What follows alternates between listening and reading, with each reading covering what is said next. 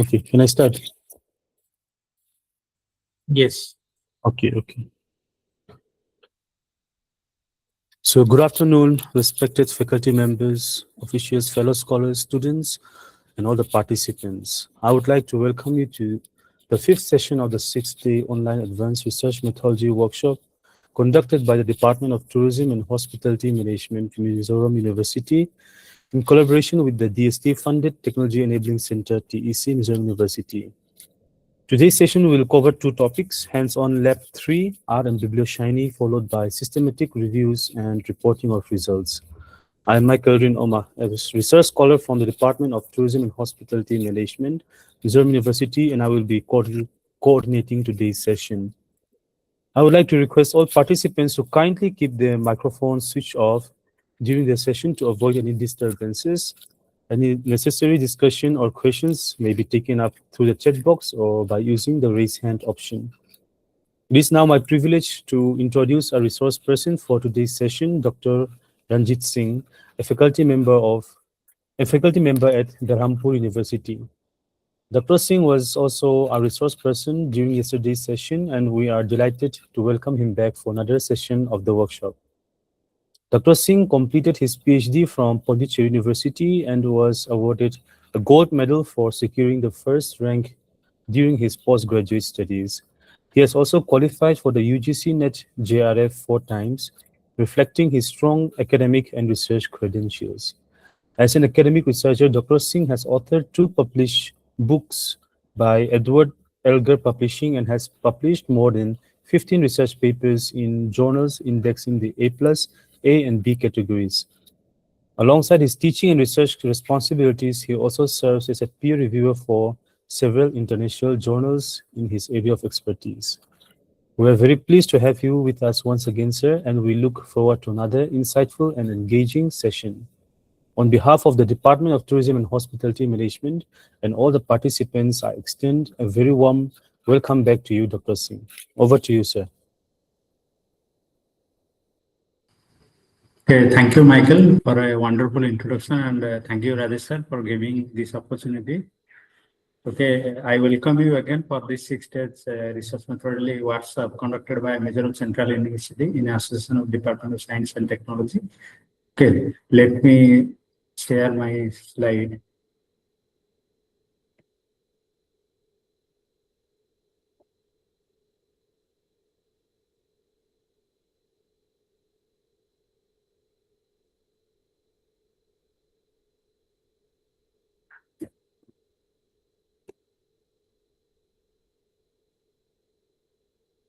Now is it visible to all? Yes, sir, it is visible, sir. Okay.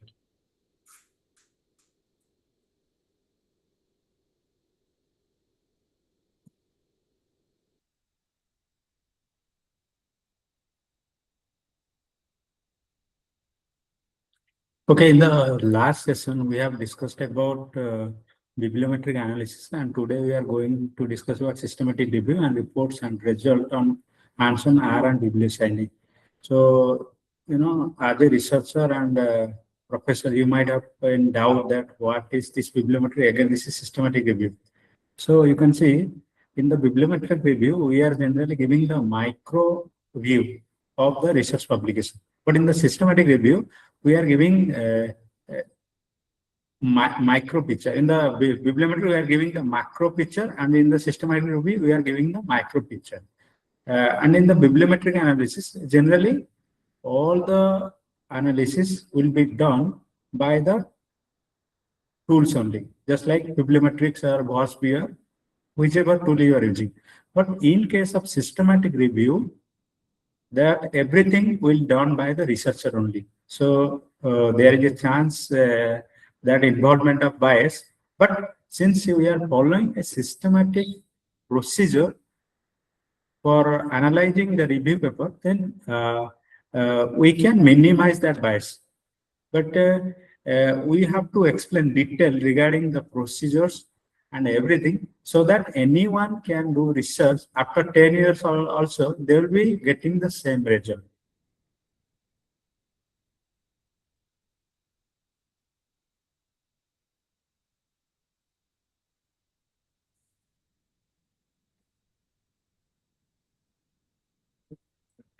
And in the systematic review, as I said, it follows systematic process. Systematic in the sense it should be a methodical, that is, it should follow a step-by-step process, and it should be rigorous, and it should be relevant. And the point of doing systematic review is because, as you know, from a single study, we cannot determine what decision you have to take. So what we have to do? We have to do an analysis for all the research papers. And in that case, the systematic review will be handy. Why? Because in the systematic review, we are analyzing a lot of research papers so that a decision can be made. Because based on an individual study, we cannot take a decision. For example, we can say that customer satisfaction is the antecedent of loyalty. One study said that. But based on the single study, we cannot decide that customer satisfaction is the only antecedent of loyalty. There might be other variables. So how can you know that other variables also influencing the loyalty? So what can be done? That you can do a systematic review so that we can analyze all the variables which influences loyalty. Because systematic review collect several study, analyze several study, and produce and summarize the result based on a lot of based on the number of research report you selected. So that means it has a strong value towards decision making for the policy makers.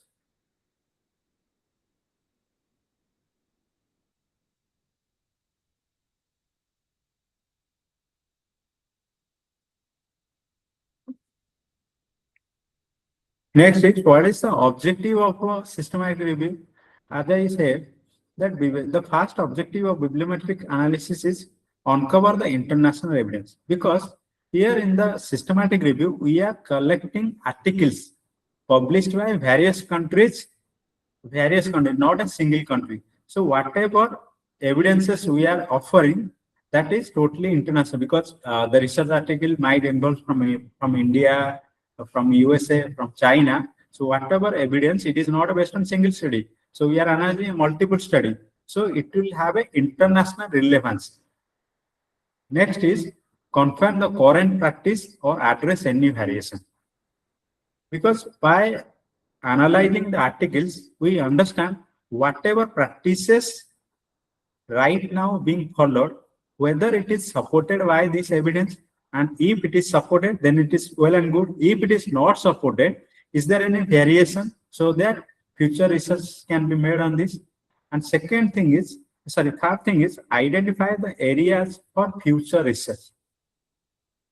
Because generally we do systematic review to identify the gap, and this is the foremost and crucial aspect of any review, whether it is a bibliometric analysis, systematic review, narrative review, scoping review, meta-analysis, or whatever we are doing.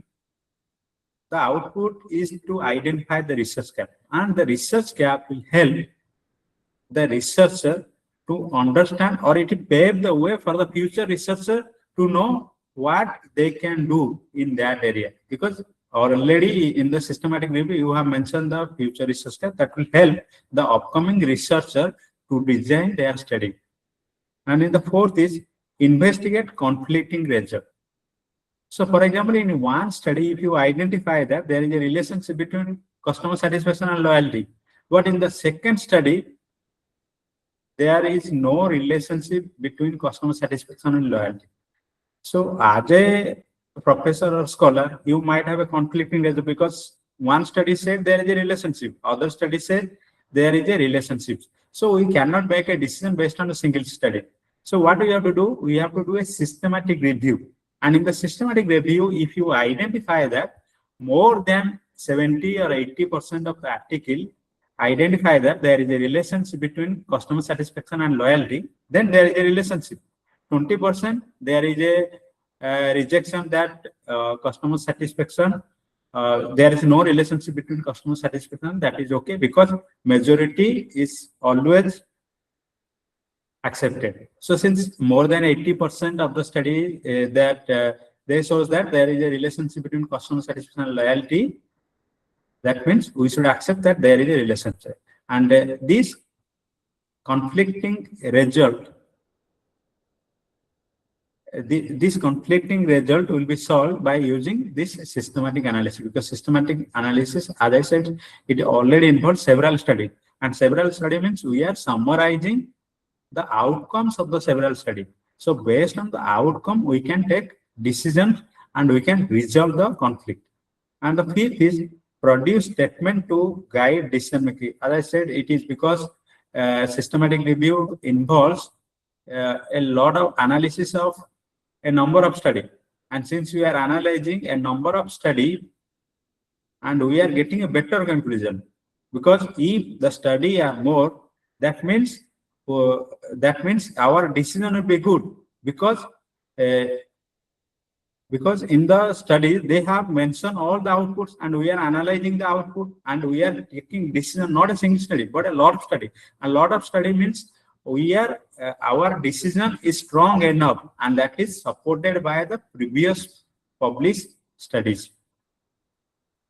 Next, we'll move forward to stages of systematic review. Now you understand what is systematic review and what is the purpose or value of the systematic review. Next is the stages of systematic review, because as I said, systematic is the process of step by step following a methodological process, and in that process the first stage is preparation and planning. Because in the management concept, the main function is planning, and that is the foremost and important crucial part. And the planning and preparation will provide the idea whether that study is feasible or not, and what you are doing, whether you are able to publish, whether there is a scope to publish, and who will be my audience for this article. So that will be known through the preparation and planning. In the preparation, first you have to do a conducting exploratory searches, because now as a researcher, you are new and you want to write a systematic review. You have limited data. For example, you plan to conduct a systematic review on customer satisfaction. Now, since you are new with just one PhD, you have limited experience on that. So what you have to do, you have to understand the concept, you have to understand the relationship, and how you can understand.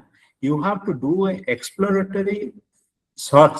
It can be done through Google Scholar, it can be done through Scopus, or it can be done through Web of Science, and download some articles and read some articles, because that reading that article will help you to design your study, to select the database, and to follow the methodology or any conceptual framework. And that is why the exploratory searches are necessary for planning the systematic. Next is identify the existing systematic review. As I said several times also yesterday, I said, if there is a availability of any review paper on the topic chosen by you, if there is already published paper, then do not do that, because already published papers are there. So who is going to publish your paper? And if there is a existing study, just reject that idea, or you can refine the idea, you can further narrow down the idea. And third is formulating the research question. Now you have planned your systematic review, but through your systematic review, what are the research questions you want to address? And you should clearly mention. For example, you want to do a systematic review of e-loyalty. You can design your question that what are the antecedents of e-loyalty? The second question might be, what is the relationship between e-loyalty and visitor intention? These are very clear-cut questions, and these questions can be addressed through your systematic review, because this formulating the question will guide you data collection, data analysis, and data synthesis, because this will act as a precursor for all data collection, data analysis, and synthesis process. Next is assessing the project viability, because before doing a systematic review, if you have limited time, if you have limited resources, for example, now you have planned to conduct a systematic review, but unfortunately your university does not have access to Scopus or Web of Science. Then how can you do the systematic review? Because this is a very crucial aspect of that is, you have to collect the data from these databases. So the project is not viable. You cannot. So you have to assess the time availability of resources that necessary. Next is developing a review protocol. Protocol is about the guidelines or you have to follow. In this protocol, you have to decide the aim and objective, okay, and the number of author. Question need to be addressed. What is the inclusion and exclusion criteria of the articles? Because you cannot include all the articles. You have to clearly mention. As I said, this is systematic review. Everything should be clear and detailed. The next step of the systematic review is data collection. There is a concept of preferred reporting items for systematic review and meta-analysis that is called the PRISMA method. Okay. So in the PRISMA method, there is well-established guideline and it involves, and the recently published PRISMA P, which is launched in 2020, has 3 steps. First one is identification, next is screening, and third is included. And this method will show how which criteria you have used for collecting the data and how you have shortlisted the article, what is the inclusion and exclusion criteria, and whoever is looking at this, they will understand how you have collected data from the database. For example, you can see in the identification process, just look at the image, the identification you see, Scopus 989 article, Emerald 2728. These are the database they have to collect the data. Next, in the right hand side, you can see the records removed before screening. That means you are clearly mentioning what are the records you are removed during the screening, and you have to provide the reason for that, because your reason is not provided because it is in the tabular form, but in the text the author has provided, because this article is written by Ray, Etta and all. Okay, so they have provided the reason in their article. Next is the process of record screen. Record screen in the sense you have to screen the title of the article and the abstract and the keywords of the article. This is the initial screening process, because the abstract will give you the trailer of this article. So based on this trailer, you can understand whether this article is relevant to my aim and scope of the article. Aim and scope of my study. And next is records excluded by title and abstract. If you analyze and you understand that some of the title record are not useful, you can delete it. And next is records out for retrieval. In this next process, you have to download the full articles. Okay, and you can see right hand side, records not retrieved. Might be some of the articles you may not have access, so that is why they have written that 73 articles are not retrieved. Next is record access for eligibility. Here in this case, you have to go the full text of the article. You have to read the introduction, methodology, conclusion, everything you have to read. And based on the data, the author has excluded like fast reasoning. It does not test the direct effect of revisit intention. The article is related to revisit intention. That is why if the study doesn't mention revisit intention or it is not related to revisit intention of the tourist, they have deleted or excluded the articles. And next, region 2 is also given, region 3 is also given. So as I said, the research is all about justification. Everywhere you have to provide justification. Why you are deleting, why you are not it. And that will give a clear picture to the author, whoever reading that article. Because see, what you are publishing today, tomorrow it will be a theory for others. So try to understand. If you are doing any mistake in this, that mistake will be also done by the other author who is reading your article. So you should be very careful, because what you are writing is not about for yourself. You are writing a theory, and once you are writing a theory, someone will take the concept and write it. They will cite it, and if there is any issue with your article, that will be create a problem for you. So be very careful about how you are data collecting, and do not hide anything. Clearly mention the everything.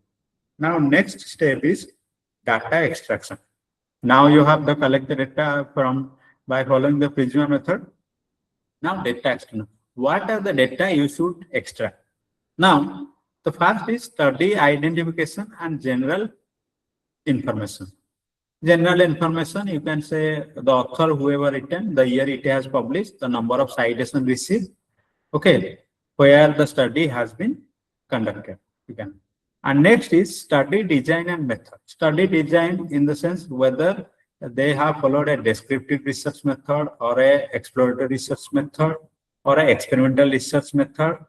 You have to note it down. And also method, they have method a survey method, or they have any qualitative interview or any in-depth interview. You have to collect the data. Next is the outcome or key concept study, and you have to note down the outcome or what is the result of that study, because later you have to synthesize. So better you can create a Excel format and you can write, you can create some headings and you can collect the data. And the data, and if you are having a single author paper, you can collect the data. And if you have a like two authors are there, then both the authors should collect the data, and the latter they will compare the data. If there is any discrepancy, they can delete and they can come to a conclusion. So always if there is a more than one author, that is well and good for systematic review, because systematic review takes a lot of time, particularly because here machine is not doing. Here the author is doing. When author is doing, when 2-3 authors are there, it is quite useful for the authors to easily conduct the study, to analyze and read and synthesize. And next is synthesis of the result. There are several synthesis methods, and a synthesis process is just about the combining the research finding to generate the new insight. And there are several synthesizers. First is thematic analysis. For example, in your study, you want to produce the theme. So what you have to do? You have to do a line-by-line coding, and it can be manually done, or it can be used by, it can be done through software also, like NVivo, Atlas AI. You can generate line-by-line coding is there, and by doing the coding, you can generate the themes. Next is meta-ethnography. Meta-ethnography is beyond the thematic analysis generally, because in that we go beyond and we produce why this has been happened. What is the interlink between the study? Okay. And next is narrative synthesis. In the narrative synthesis, we generally collect the keywords. Based on the keywords, we narrate the story of our result. And next is the framework synthesis. And in the framework synthesis, there are a framework like TCCM, like theory, context, characteristic method. ADO method is there, like antecedent, decision, outcome method is there. And if you are following this framework, because these framework are developed by Justin Paul, and he is a very good author. He developed. If you are following his framework, then based on the framework, you have to collect the data. For example, in the theory context methodology, and you can use whatever the theory the author has used. You note down the theory. Okay, methodology, what are the methodologies? So you have to write it down. This is totally based on the framework. And this is all about the synthesis of the result. Next is the digital tool for systematic review. So for systematic review, the reference management tool is necessary. That is Jotero, Mendeley, EndNote. It depends upon the author who is reference software they want to use. But I will suggest Mendeley. Use it. Mendeley is very good. Okay. And the next is systematic review software. In some point of time, it takes a lot of time for screening of your article. You can use this software like Abstract Care, Obedience, JB Samurai, and CSREP. They will screen the article, and because they will automatical tools, and this tool will screen the article on behalf of the author. You can use the tool, but they can evaluate the articles, but as a author, you have to also evaluate, because we cannot solely depend upon the tools, because there is a chance they can make mistake. Okay, so be very careful, because they will do again. You re-verify the articles. And in the next process, the points to remember publishing the systematic review. So, as you can see, as I said in the last session, that the first is for bibliometric or any study.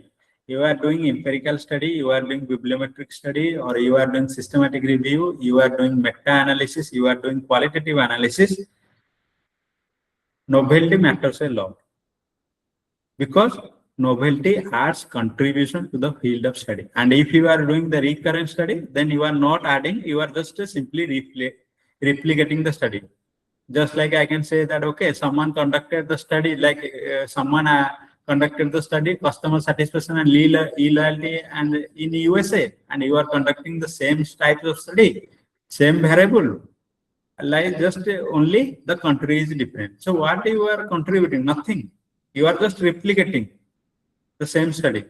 So because writing an article takes a lot of effort, and you are putting a lot of effort. Since you are putting effort, and your effort should not be go in a useless manner. You should be very careful while choosing the topic. That is why in the exploratory search, as I mentioned, that you should search whether there is any systematic related to your study, what you have chosen. If there is a study, you have to think whether I should go for or I should not go for. If you are going for, then what are the other contributions you can make? And simply by adding a new variable, you can make new contributions to that. Because, you know, in the literature also, there are several studies related to same topic, but somehow they narrow down their research paper. So you have to be very careful while choosing the topic. And the first and foremost is the novelty of the topic. And next is include articles from the at least 10 to 20 years, 10 to 20 significant journals. Now you might be thinking, because systematic review involves use of qualitative methods. And here you are screening the article, you are selecting the article. In the bibliometric, the machine will do. You give 20,000, 30,000, 1 lakh article, they can produce. But here, as a human being, we are analyzing means we have some limitations. We can, for example, Scopus might produce 1,000 articles. But unfortunately, it is not possible to screen 1,000 articles. So what you have to do, you have to develop a protocol.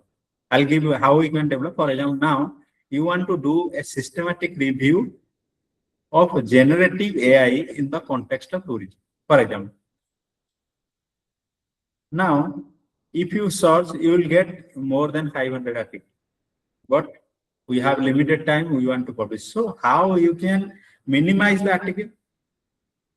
By selecting only A-star A papers, A-star journals, because that will automatically minimize the number to 100 or 150. Just for the sake of example, I am saying, okay, 100 to 150. And that can be easily screened and that can be easily analyzed. So you have to set the protocol for that.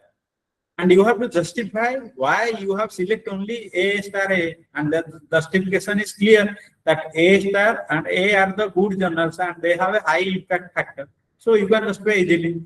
Or for example, you can also shortlist based on the impact factor, also published by this Web of Science. And you can also justify through the side score. Okay, side score in the Scopus. So you have to develop a protocol, because you anyhow you have to minimize. In one of my study in the systematic review, I selected only A-star paper, and I have given the justification that these journals are known for their quality. So that is well and good, because you are providing justification. Okay. Next is cover at least minimum 10 years. Okay. For example, if you are planning to conduct a systematic review, you are saying, okay, I conduct a systematic review and I included only article published in 2026. That doesn't look nice, because why? You can understand the concept, but only in 2026 might be only 3-4 articles, And by selecting 3, 4 articles, it is not possible to conduct a systematic review because we need some numbers. We do not need huge number, but we need some numbers. For that number, what you have to do? Okay, select at least 10. This is the minimum. If you are going for 20, 30, okay, you have the capacity and capability you can do, you do it. It totally depends upon the author effort. But the minimum is the 10 year you can take for the systematic review. Next is the objective should be quite explicit. As I said several times, that objective should be clearly mentioned what you are doing. Because the first thing the reviewer looks at the objective and how you address the objective. Because in the review, as I said, we are only reviewing the previously publishing article. Based on this, we have to produce the future gap. And how you are addressing the question, that should be clearly mentioned in the objective. And next is objective included in the paper title. Try to include the objective of the systematic review in the title of the paper. Because this title will act as a face of our article. For example, in some of the article you can see that customer satisfaction, a systematic review. What it shows? It says, the article says that the study is based on customer satisfaction. Okay. And for example, if you are writing a systematic review on tourism, what is that? Tourism is a very broad topic. You have to narrow down. For example, customer satisfaction in the context of tourism, a systematic review. You can say it is clear and the objective is very much clear and it is included in the title. Okay. Next is dedicated a section on future research. That is a very prominent part in the systematic review because the major contribution of all this review paper is the future research gap. And you have to dedicate one section for the future research gap and you can write what are the future research can be conducted in that area. You have to write all the gaps, all the future research gap. And future research gap, whatever, even you can extract the future research gap from the previous published mention. You can also highlight and by synthesizing also, you can produce your own future research gaps based on the evidences provided by the study. And next is rigorous and relevance. Well, that is very, very necessary. You have to be very detailed and careful plan about how you are conducting systematic review. And if you are missing a clear, detailed, methodical plan, then it is not systematic. It is a narrative. Why it is systematic? Because everything is clear, transparent, detailed, methodical. So you have to be very rigorous in your study to follow these principles.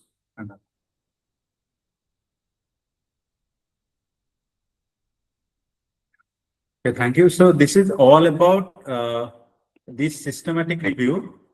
Okay, if you have any question related to this, ask so that we can go on for hands-on on this Biblioshiny.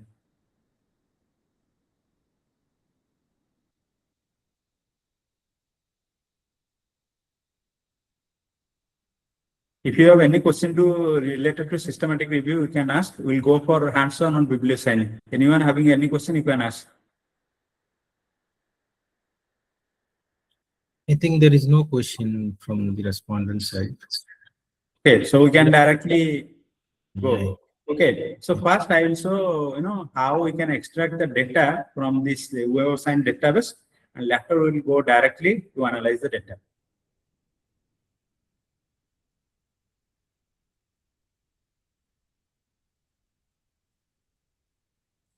Let me log in. Just give me some time. I'm logging in.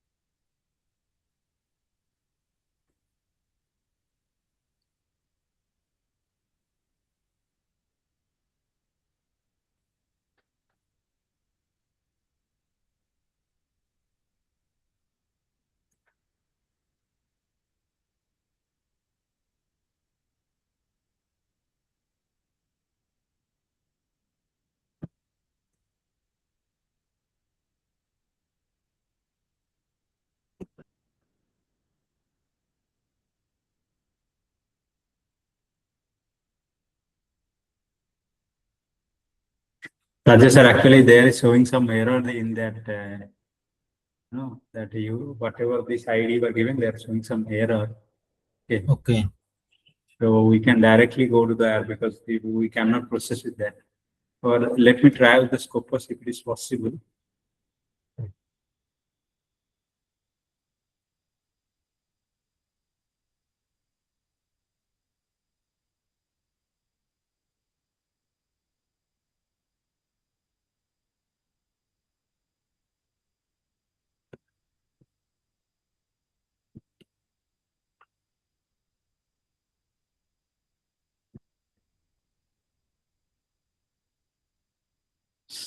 Sir, actually there is some error in that, ID. I don't know what is the error.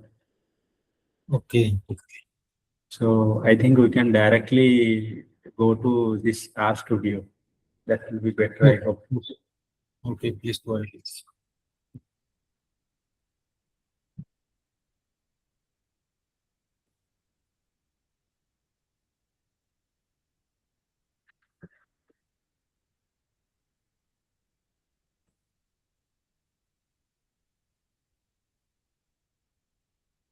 Okay, now the screen is visible to all of you.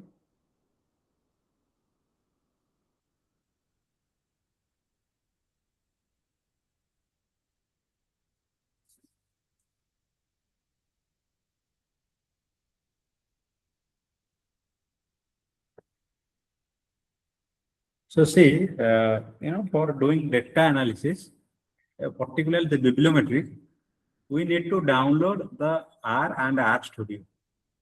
Because R is fine if you can do, but the R Studio is just like a mobile application. R is just like a website, and R Studio is just like a web application. So this R Studio is called IDE, Integrated Development.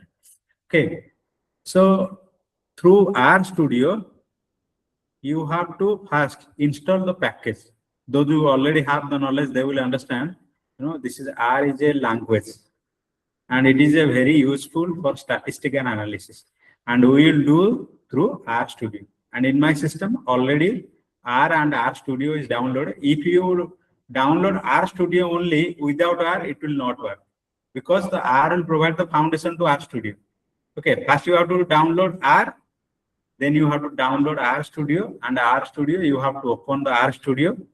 Okay, and in the R Studio now you can see this is the script writer in the left side in the topmost, and below there will be process, and in the right hand side you can see the history top, and in the right hand side of the layer you can see the files. Okay, so first that we have to conduct bibliometric analysis. So in the studio, first we have to install the package, because necessary because without package we cannot do the analysis. So in that, what you have to do, first you have to write the code of installing package. Just I am writing like this: install, and it will automatically show the solution. Now, okay, install package you click, and it will be like you can see, then write bibliometrics here. And it will suggest bibliometric. Now simply you can see in the right hand side there is a run button you can see. Okay, simply run it.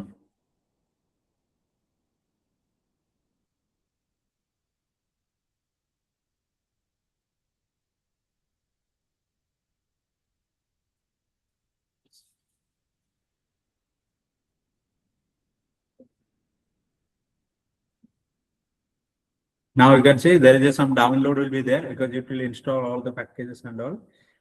Okay, and you can see in the below the package bibliometric successfully unpacked and MDS package. Now it is successfully installed, this bibliometric package. Now to make that package active for analysis, you have to keep in your library. Okay, so what you have to do, you have to write library. This is the code only, and it will automatically come library suggestion. But these suggestion will be not provided R. This will be provided only through R Studio. That is why it is useful. Okay, and library bibliometrics you have to, because the package name is bibliometrics, to make it active.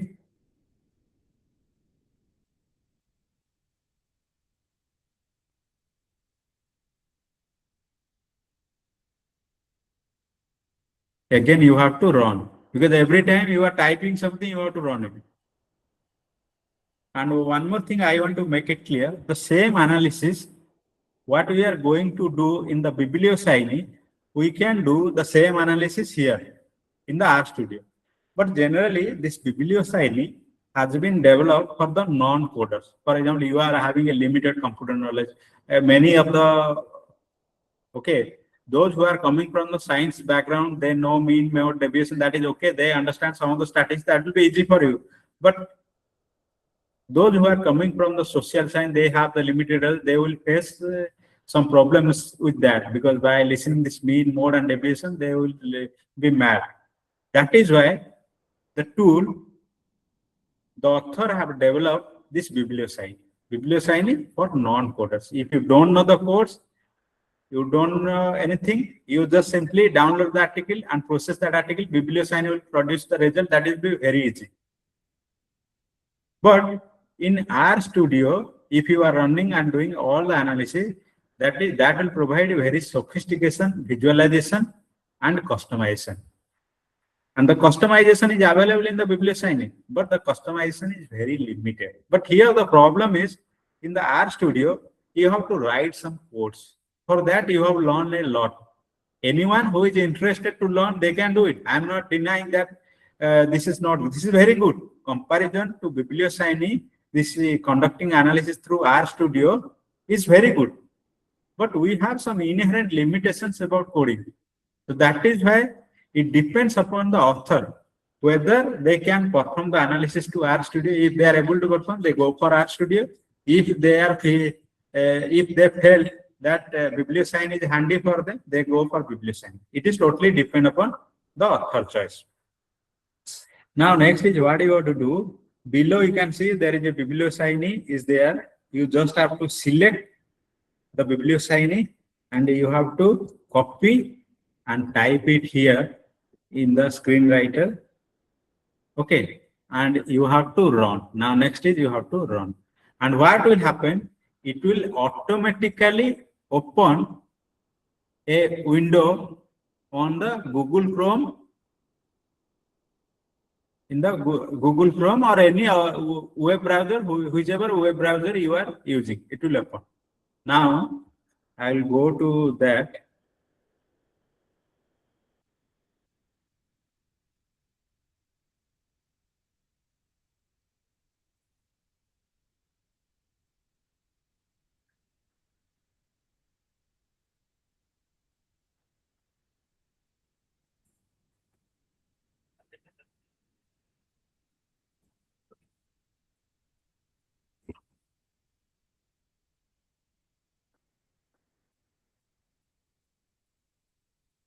Okay. Now the screen is visible to all of you. Is it visible? Yes, sir. Okay. So this is the Biblioshiny. Now you can see how useful it is. You don't need to write any code. You just have to type Biblioshiny. It will automatically redirect and open a window on Google Chrome.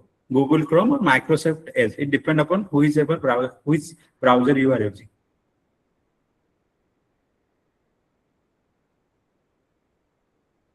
Okay. In the top left side, you can see, there is a author who developed this. They have written, that is not necessary for us. You will directly, and here you can see info is there.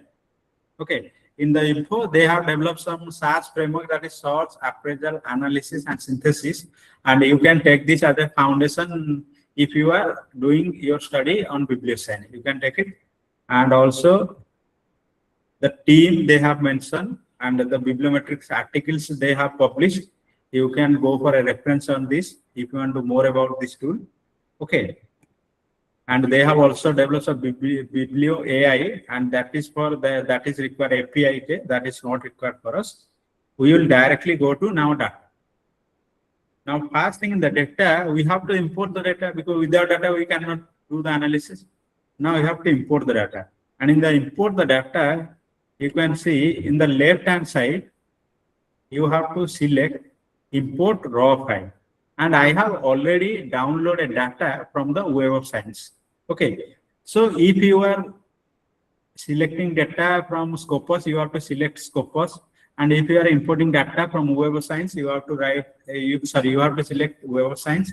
Or if it is dimension, you have to select. But in our case, we are using Web of Science data. So I have selected Web of Science. Okay. And author name and format, that is surname and title. Next, we will import the data. And we are already, I am having already data from the Web of Science. Now I have to import it. Okay. Once you import the data, you have to select the start button.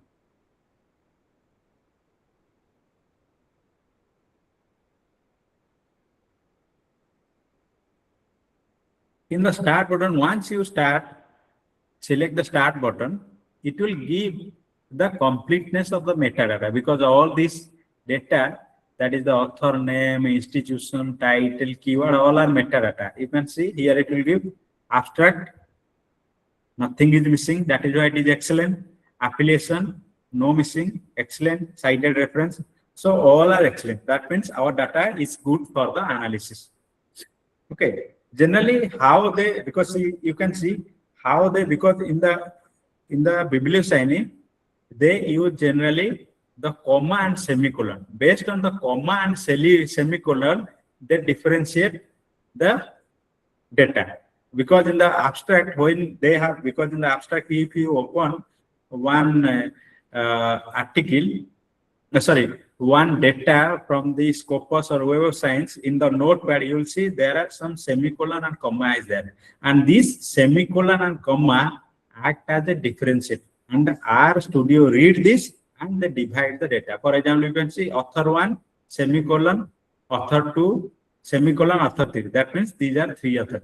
This is the principle they use to divide the data. That is for your knowledge, that is not necessary. Now, next is, once you collect the data, next is the filtration. Okay. In the filtration process, for example, now my data is from 2009 to 2025 or 2025. That is 2009 to 2025. And for example, now you want to do analysis. For example, you want to break the analysis. First, you want to do analysis from 2009 to 2019, then 2020 to 2025. So what you have to do?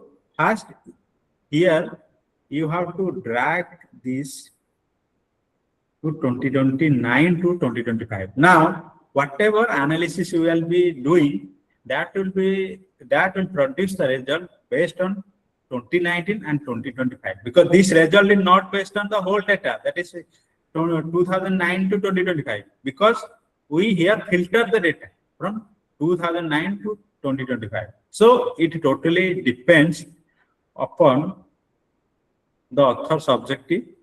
Whatever the objective they have made, depend on this, they have to use the filtration. If they don't need filtration, that is not necessary for you. Okay. So this filtration can be made on the journal and country, that can be also made. And here also you can generate the Prisma flow diagram. Simply you have to, in the right hand side, you can generate through Word also, copy paste from someone's article, you can do the Prisma framework. But here they have also provided, and simply, for example, you have to write the search query. For example, search query, I am writing tourism, Boolean operator, and sustainable tourism.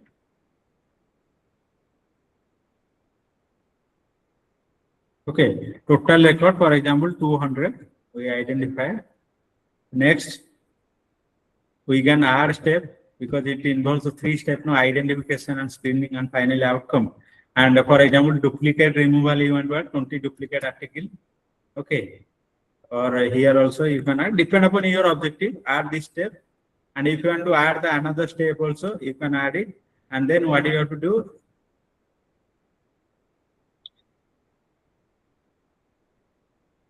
Generate the diagram. Now if you click, it will produce the diagram.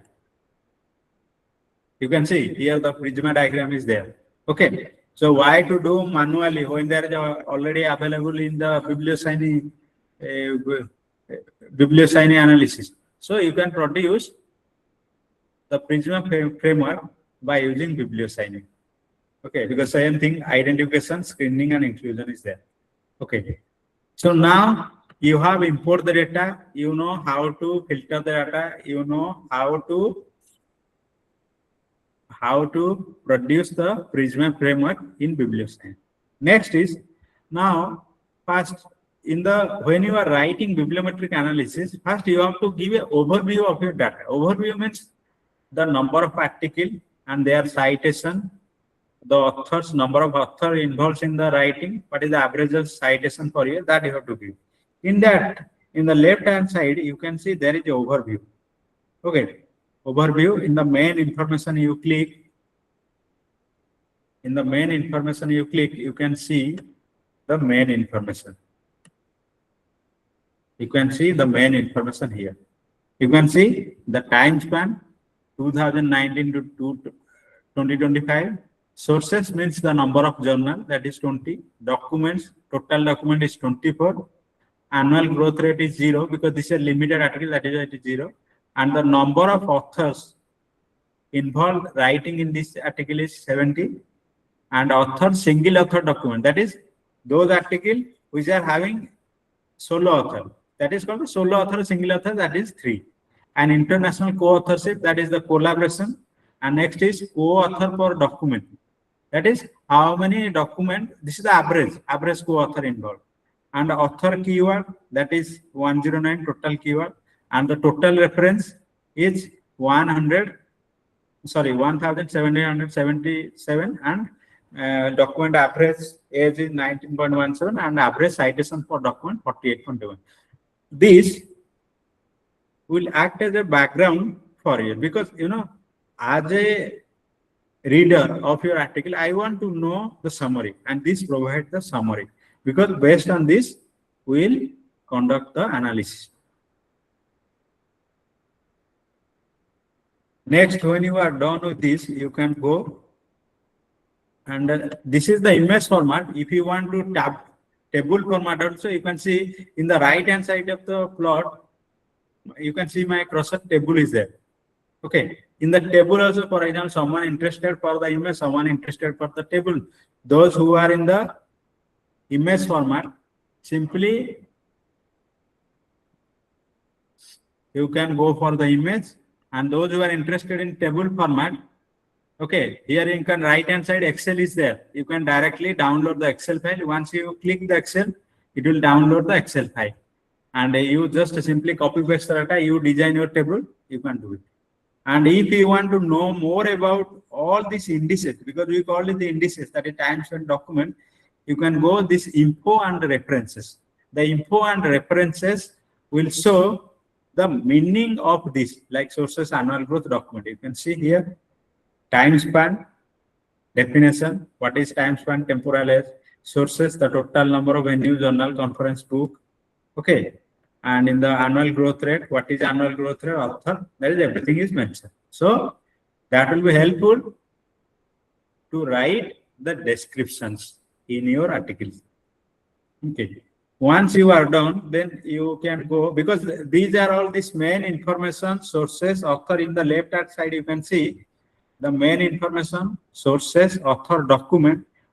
These are the evaluative technique, because in the yesterday session we have studied evaluative technique and relational technique, and these main information, sources, authors, document are the evaluative technique, because in these we are focusing on the number of citation and the number of articles. Here we are considering the number of article, number of citations, that is performance. So that is why these are called these performance analysis, or these are called the evaluative technique. Okay. Below you can see in the synthesis, there is a conceptual structure, intellectual structure, and social structure. These are called the relational technique and the science mapping technique.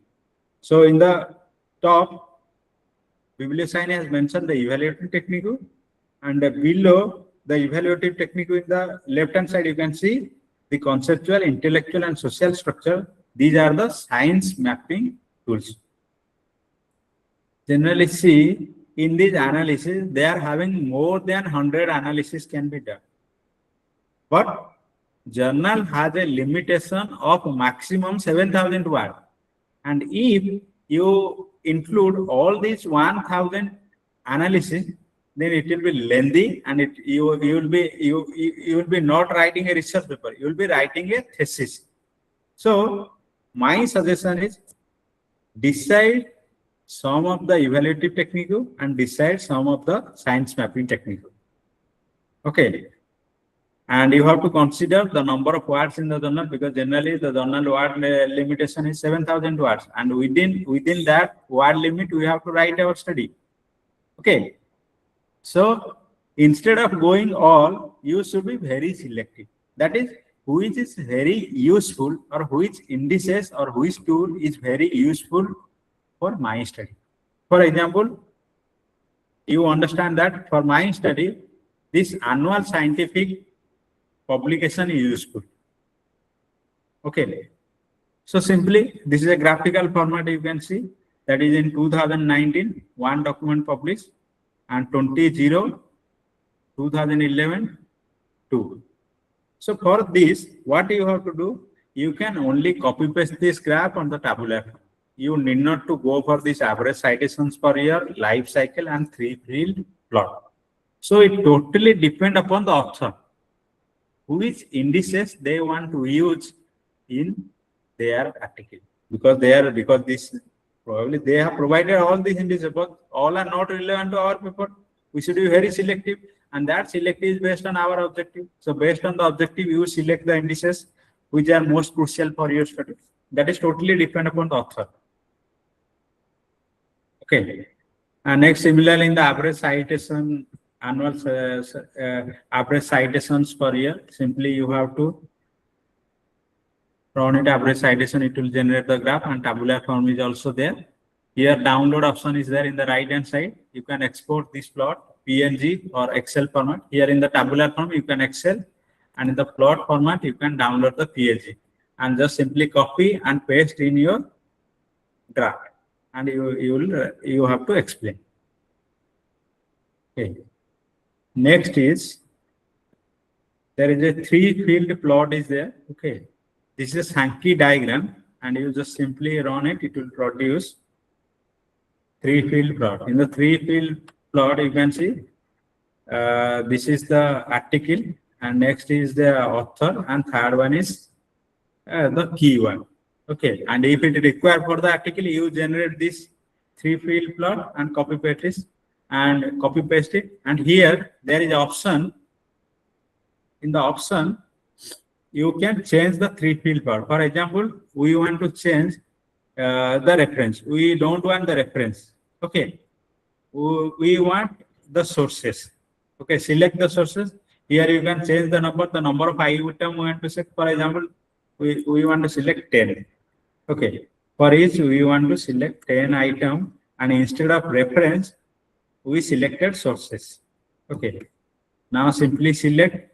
Okay. Once you select, just run again. Every time you have run, you can see the field has been changed. You can see first is sources, the journal, and next is the author name, and third is the keyword. So it is totally customizable. It depends upon the author. And next evaluative technique is the sources. That is, in the source, there are most relevant sources is there, and the relevant source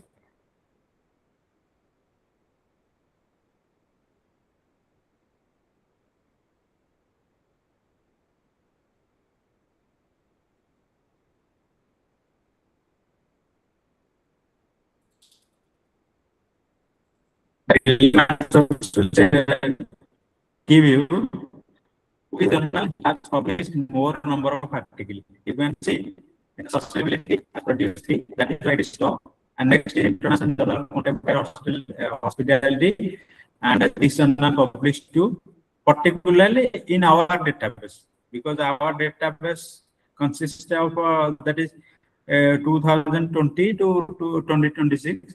And so this will provide the result based on the database, not whole in Scopus. This result is totally based on the selection of number of articles we choose. Okay. This is relevant source, and about you can go for it. It is locally cited source. Actually, in the locally cited source, they will analyze the references. Okay, how these references are cited based on this. You can see marketing 93 times. Here the time. Here it will increase the number because why? Here it produces analysis references. Okay, and next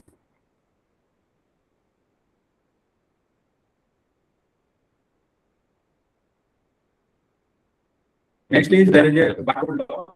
It tells about the number of articles who is the number of sources in any topic. They produce the highest number of articles. That may not be required for us. And the local impact, it totally depends upon the author. Because as I said, there are more than 100 tools are there. It totally depends. Okay, next we go to author. You can go for this most relevant author.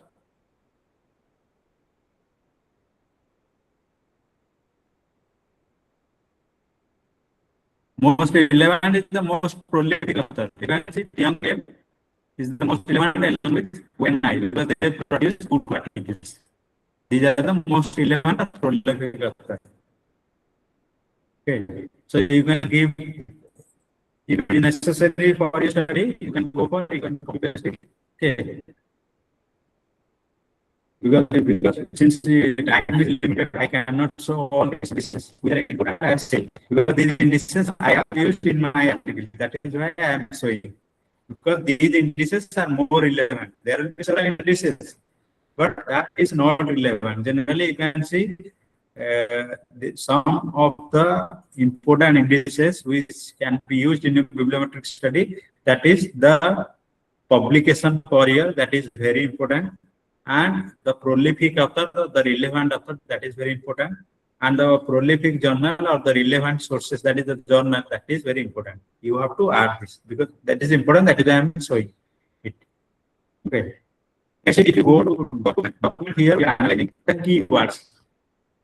So keywords, you can go for like most frequent keywords which have been appeared in the selected. If you have to run it.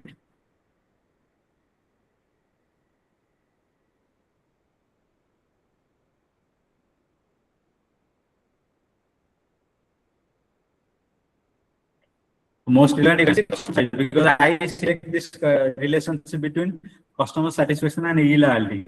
You can see customer satisfaction is the most frequent in the article. It appears 23 times. Next 70 times.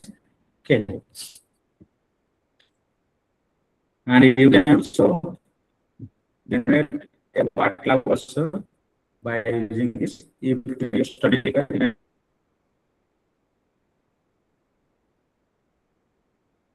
also. You can see this what you can present in a tabular form, that is using the table, or you can use the water format. It totally depends on it. If you want to produce word cloud based on different time period, then you have to just filter the data. Like in 2009 to 2019. One word cloud, and from 2019 to 2026, you can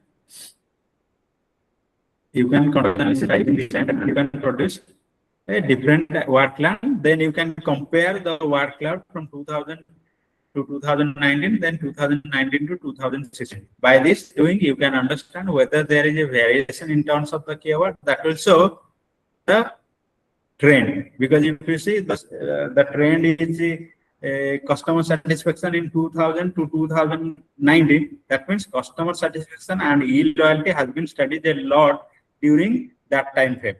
And if you identify that website quality between 2019 to 2026, that means website quality has been studied a lot in the given time frame.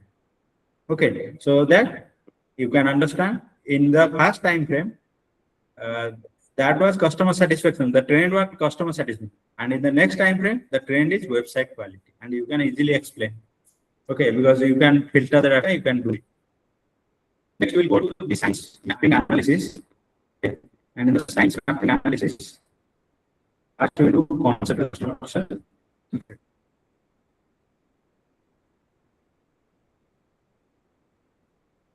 I will go to co-occurrence network. In the co-occurrence network, that will generate hints based on the cluster.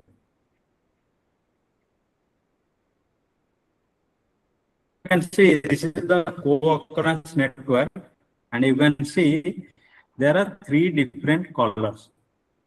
Okay, one is green, another one is red, and another one is blue. And this color, three different color, presents three different type of cluster. And based on this color cluster, you can identify the thing. For example, you can see in the red color, you can see customer satisfaction, service quality. So you can name this cluster that it studied the relationship between customer satisfaction and service quality. That means the theme can be customer satisfaction, service quality. And next, you can see in the green, e-commerce and online trust is there, e-satisfaction is there. So you can create a theme that is related to online e-commerce. That cluster with e-commerce in the context of e-loyalty. And in the blue also, you can see trust is there, and you can do it. But there is a problem. You can see that there is a e-trust, e-trust, and a trust is there. Then e-commerce is there, commerce is there. E-satisfaction is there, customer satisfaction is there. Because see, this graph is generated based on the keywords, and in some article, the customer use e-satisfaction. That is why this the co-occurrence network has produced e-satisfaction. And some author use only satisfaction, and this figure produces satisfaction. So it is quite confusing. For that, what you have to do, you can merge these words. How you can merge? For example, I will show you how to merge. For example, we want to remove this service quality, e-service quality, and quality. So for that purpose, you can see how here you can see there is option. In the option, then you can see the text editing is there. Okay.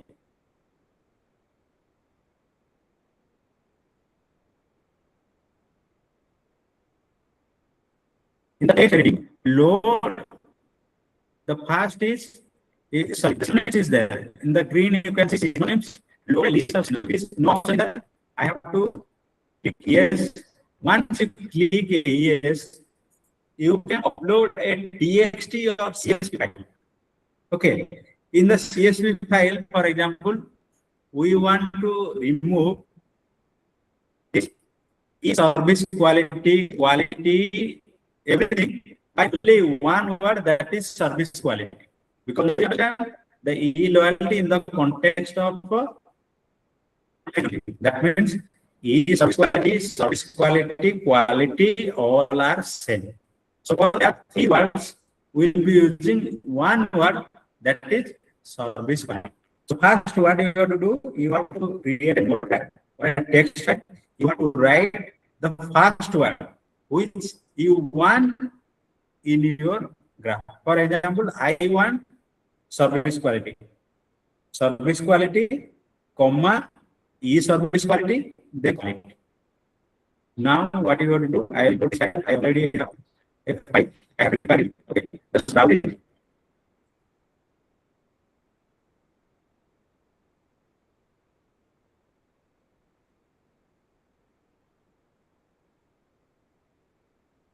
Just and Okay, and then now you can see there is only one service quality. There is no. It's just simply once you on.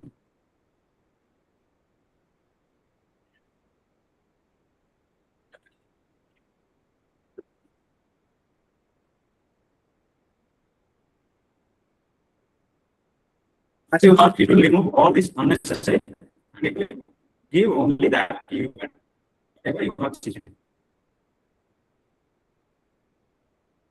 Now you can see there is only one service quality, there is no service quality. You can see there is no service quality. But now we replace the service quality and quality by only service quality. And if you are not able to remove this word, that can create a confusion. Reviewer, as well as you will be also confused while assigning things to these clusters. Because for example, now there is a trust, e-trust, whether e-trust and what simply what you have to do, you just replace this by only one word. Now you can see it, and the graph is also customizable. For example, now you can see, the clusters are clumsy. Just simply you click and you can see it also. We are also satisfaction also. You can see the notes because these circles are called notes. That is the keywords only, and you can see the size of this circle or the node represents the frequency of occurrence. How many times it has occurred in the keywords? In the selected article. And next, you can see the connections. Connection, you can see the connection between two points. Somewhere you can see the thickness is very high. For example, you can see customer satisfaction, loyalty. The dotted line is very thick. That's what the age. And it is very thick. Why? Because both these keywords appear frequently in the article. That means there is a strong relationship. If there is a strong, you can see what connecting to these two nodes, the thickness will be very high because they are frequently appear. So this is the edge. Okay. And next is tabular comparison. So we can see which one belongs to which cluster. You can see customer satisfaction cluster 1, and this is related.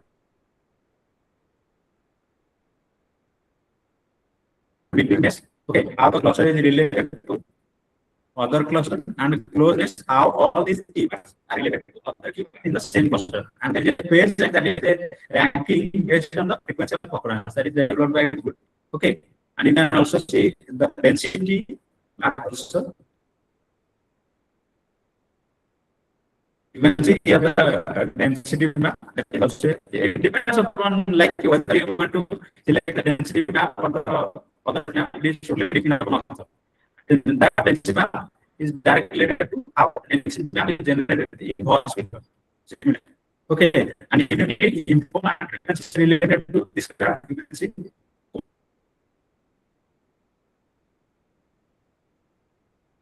That's network, what is occurrence network? This being package network, and you can see interpreting the node size, yes, and I already tell you, and centrality isolated clusters. That will help you write down or to write down the cluster impact. Okay. Similarly, you can go this collaboration analysis also. You go this collaboration analysis.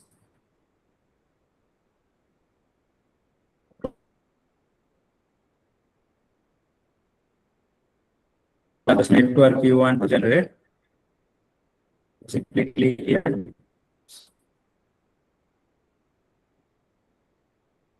This is the collaboration network and all this. The collaboration network and all the type of cluster is different. Is connected to different clusters. If you want to select the label, you can see the relationship here. Okay. And if you want to change the network, because the collaboration network is based on the particular change. Here in the option, instead of selecting author, just select the country and then run the analysis. Okay.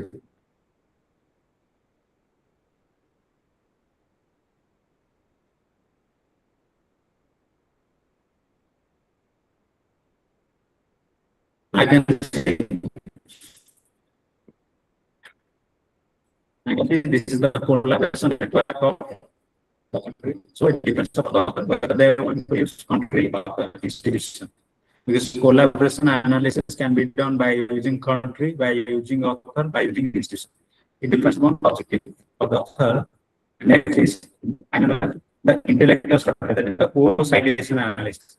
And the co-citation analysis.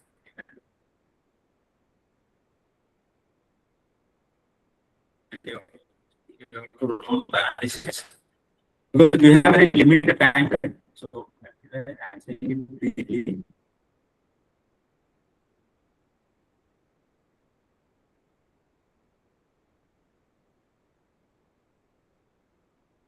is the network, and all these color represent different cluster and different thing. And for explaining this co-citation network, you have to go to these references and study their title abstract, so that you can name these clusters, which set they are addressed.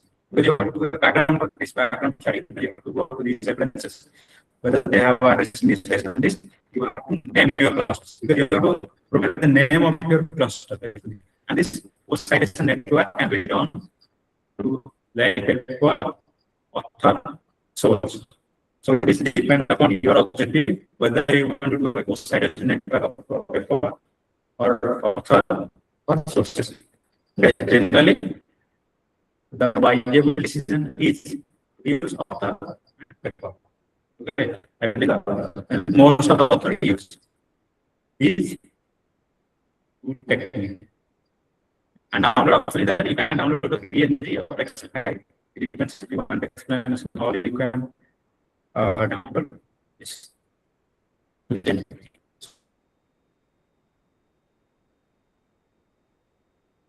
So I think this is a brief overview about this biblioshiny. Now we go by question and answer. We go by question and answer. If you have any question related to bibliometry, then we can address.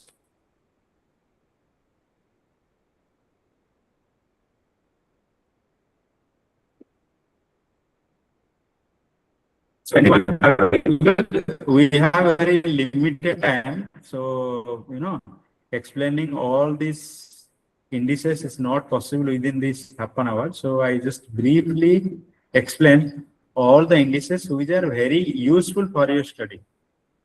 Okay. Now, if you have any question related to this, you can ask me. Related to systematic review or this hands-on on biblioshiny, please ask me.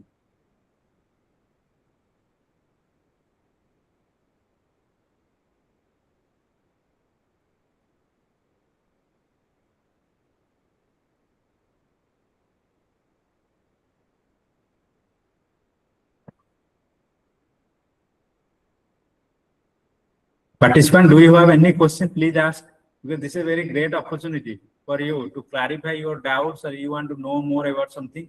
Very good opportunity. And those who have planned for bibliometric analysis,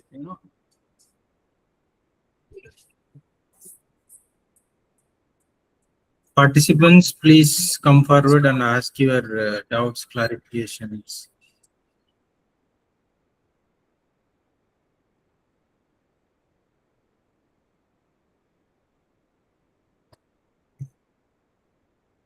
I think there is no question from participant side, sir. If someone is planning also, they can ask. If you are planning to write a bibliometric analysis, you have any doubt, designing study or anything, you can ask. Michael, if you have any doubt, please ask. Michael. No, those who are like early career researcher from Mizoram Central University, they can ask you. Aditya, if you have any doubt, clarification, please. Yes, good afternoon, sir. Good afternoon, Ranjit sir. So Good afternoon, Aditya. yes, sir. So as you were mentioning yesterday, ki bibliometry is also populated now. So what are your suggestions as an expert to incorporate something new in this field of sort of inquiry? As in Okay. what? Mhm. Bibliometric is populated, but if you can narrow down your source and you are targeting any B or C category journal, then there is a scope. Okay. Yes, sir. And simply I will tell you, if you want to publish a bibliometric article, because now you go any, like you go for a collaboration, I will tell you. For collaboration in this, those who are having a huge expert in a particular topic. For example, now you are writing a bibliometric article on any sustainable tourism, that may not be accepted because you just allegatory research, you are having only 2-3 year experience. Now you collaborate with Michael Hall and you are writing a sustainable tourism bibliometric, there is a high chance it will be published. So now we have to identify where is the opportunity. It is populated, but still scope is there. Okay. Yes, sir. Yes, sir. Also, sir, if you can stress upon how to go forward with this future research directions, as in how do you do it? What is the appropriate way of doing that? Future research directions. In bibliometric or systematic review? So broadly, you can touch upon on any of them. Okay, right. So for the future research, yeah, because in the bibliometric, we have generated some clusters by using covariant network analysis. And in the course identification also, you go to the reference, whatever gap they have mentioned, you will get an idea. For example, you can see now through the cluster analysis, you identify that e-loyalty is there, customer satisfaction is there, but generative AI is missing. Now this is the gap because there is no study on generative AI related to e-loyalty. So that will be mentioned in your study. Okay, if something is missing in the keyword, that is the gap. You can create, or you can go to the reference, you can check, and if they have any gap, you can write it. Because we can understand, you can easily write a future research direction for systematic review. That is easy because you are performing all the tasks. But in case of bibliometric review, machine is performing all the tasks for you. So you have to do a broader analysis for that, whatever gap you have to write. And you should be very careful about while writing the gap in the bibliometric article, because sometimes you have to do some exaggeration, because you have to justify with your exaggeration why you have conducted. Because most of the bibliometric study, if you send it and if the reviewer it passes to the desk and it goes to the reviewer, the first question of the reviewer will be, what is the contribution of the study? That you have to address. And you can address the future research gap. And you see, conducting bibliometric study is very easy. Biblioshiny very easy. You can do, I can do. That is very easy. But thing is that how you are addressing research gap, that is important. Because by the way, the most important question you are addressing, that is the future research gap. Okay. So you have to be very careful. Before that, I would suggest you go for some of the papers of Dr. Satish Kumar. He has written a lot of papers to bibliometrics, and you will get an idea. I will not say that you just copy paste the idea, same thing, replicating. No, you will get an idea how they have written it and how you can implement their idea in your paper. Because we can have a solo idea about going, okay, sometimes you may be wrong, but better, when you are writing, go for a reference and ask someone, what is your study? They will suggest you because you know your study better. So while writing, you have to very focus on that. Okay. Yes, sir. Thank you, sir. Really insightful. Thank you.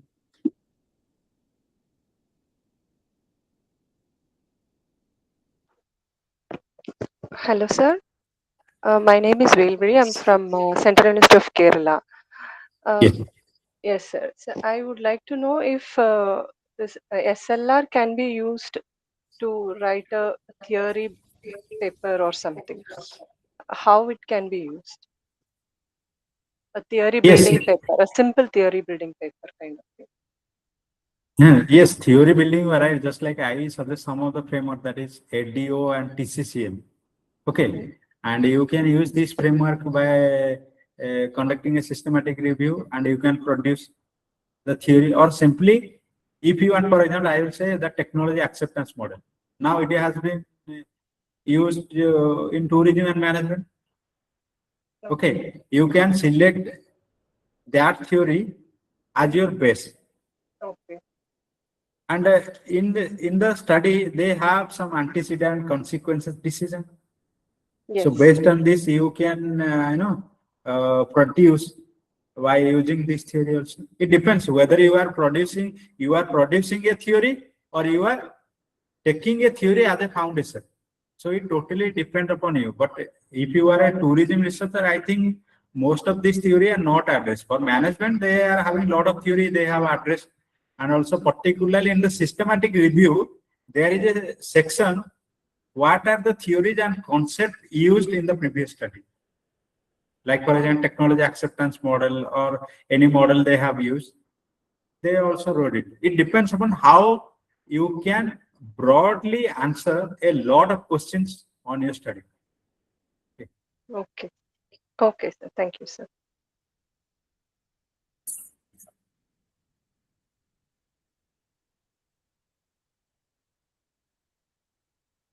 Any other questions?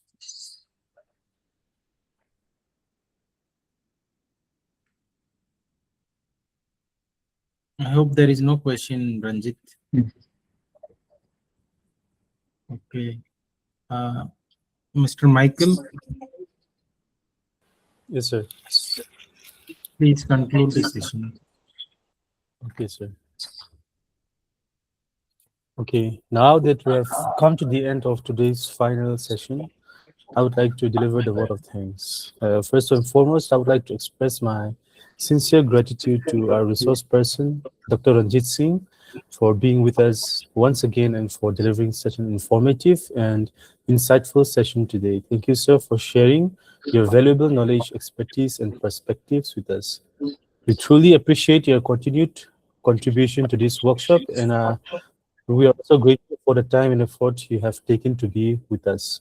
I would also like to thank all the participants for your active engagement and enthusiastic participation throughout today's session. Lastly, I would like to extend my sincere appreciation to the faculty members and research scholars of the Department of Tourism and Hospitality Management for their continued efforts and support in conducting this workshop smoothly. With that, we have come to the end of today's session.